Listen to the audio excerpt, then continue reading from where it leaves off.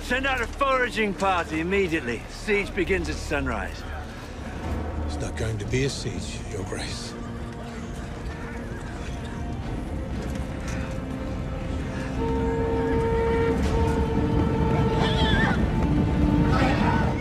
There's just so much happening in this finale. This was one we entered into with a bit of trepidation because there's so many major events, and also a lot of excitement because they were scenes we've been anticipating for so long. Stannis did the worst thing a person can possibly do in the world. And when he realizes that it was all for nothing, I think he's probably ready to be done at this point. I think in a way, Brienne showing up to kill him was almost like a welcome relief. I was Kingsguard to Renly Baratheon. You murdered him with blood magic? I did. She's known in her heart of hearts that it was Stannis, that she saw Stannis' face on the shadow, but no one else believed her. And a lot of people thought she was complicit in the murder of Renly Baratheon, so this is a great weight off her shoulder to finally corner him. I think in the final moment, though, it's not relief because she was expecting this monster, and what she finds is Stannis, who has certain monstrous qualities. I mean, he's a man who's willing to sacrifice his own daughter, but he's also has certain very human qualities, and one of them is bravery. He's not going to go out whimpering. Do you have any last words? Go and do your duty. He's telling Brienne, do your job. Like, I get it. You've got every right to do what you're about to do. He probably has a number of regrets, but he's not going to share them with this stranger. And don't expect me to beg for mercy or to open up my soul to you or anything, because that's not going to happen. It's over. I get it. Get on with it.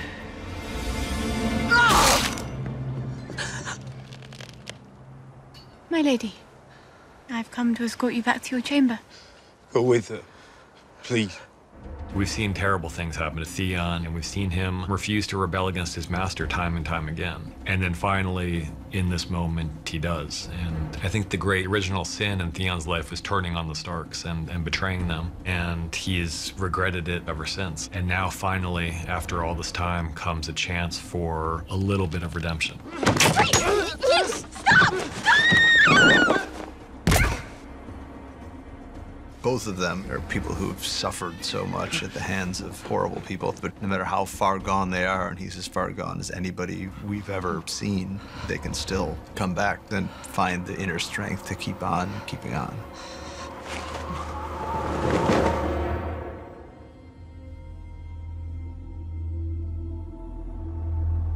A girl has taken a life. The wrong life.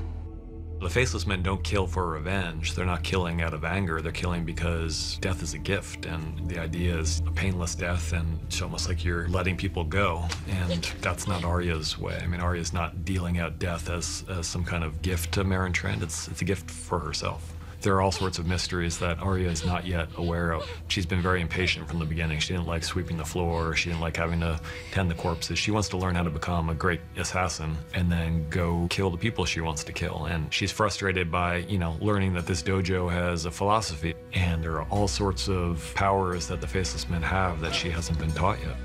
You don't take a face from the Hall of Faces until you're ready. You don't take the apple from the tree until you're ready, and she did. Most importantly, she did it for ego-driven reasons. She did it for personal reasons, for Arya's reasons. She threw away Arya's clothes, she threw away Arya's money. She couldn't bring herself to throw away Arya's sword because she couldn't bring herself to really throw away Arya Stark. And here, this was Arya Stark doing this. This wasn't no one doing this. And it was a violation of the rules of the House of the Black and White, and she pays for it. What's happening? What's happening? Daenerys is stuck on this beautiful but isolated plateau without any food and a dragon that mostly wants to sleep and get better, so she's got to find her own way, which is fine, except she encounters a group of people she probably didn't expect to encounter again anytime soon. When she sees the Dothraki, she knows what that means, and her relationship with Drogo was one thing, but Drogo is gone, and she knows that in a way he was sort of an anomaly.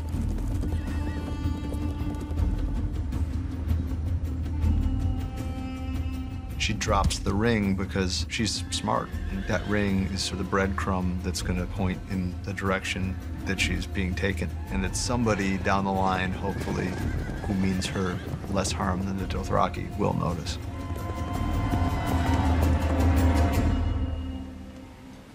I know. About you and Mother. And I'm glad that you're my father. The thing I love about this scene is that it could end 30 seconds before it does, and it would be a really heartwarming scene because for the first time, he's being embraced by his child with the child knowing that she is his child. He, biologically spawned these 3 kids, but he's never considered himself their father. He's never really taking that on. And now all of a sudden this young woman is embracing him and saying she's glad he's her father, and he's really moved by it in a way I don't think he ever expected he could be. It's as if he's feeling the joy of fatherhood for the very first time in his life, and it lasts about 10 seconds. Marcella? It's a pretty terrible ending for your first father-daughter moment. He gets to be a father for all of 5 seconds before he turns into a grieving father, and is probably not going to be facing a very happy Cersei Lannister when he gets back. A sinner comes before you. Cersei of House Lannister, naked before the eyes of gods and men, to make her walk of atonement. She's never known what it is to be truly down and out, and the High Sparrow wants her to feel that and understand it, and he wants other people to see her humbled because that diminishes her power. It's this woman that you've been afraid of all your life.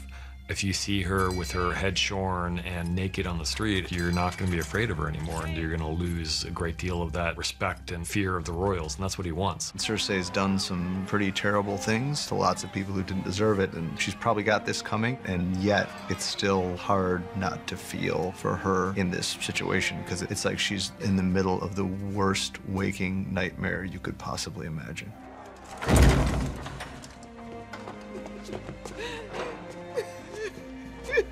The only person there who shows any sympathy whatsoever is Qyburn. As far as she's concerned, he's extremely trustworthy. It's in this situation where everybody is so happy to cut her loose. Qyburn comes forward, and in full view of all of them, he gives her support and looks after her.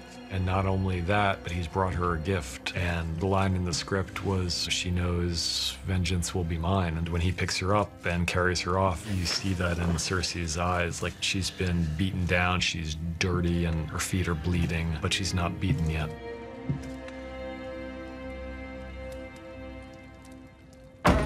Lord Commander, it's one of the wildlings you brought back. Says he knows your Uncle Benjen.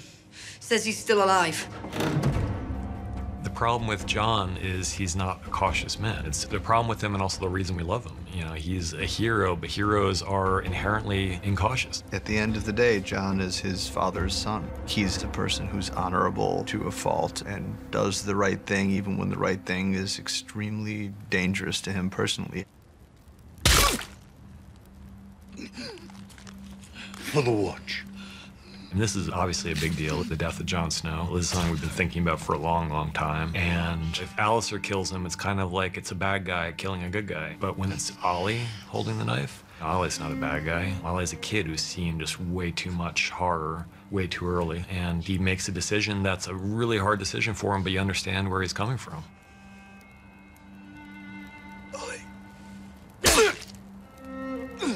Ollie being the one who drives in the last knife makes it all the more horrible because on some level he's failed this kid that he wanted very, very badly to do right by. It's one of those great conflicts that makes us love the books and this saga, is that ultimately it's not just about good versus evil. It's about people of good intentions who come into conflict with each other because they have very different views of the world. And unfortunately, it did not work out well for Jon Snow in this case.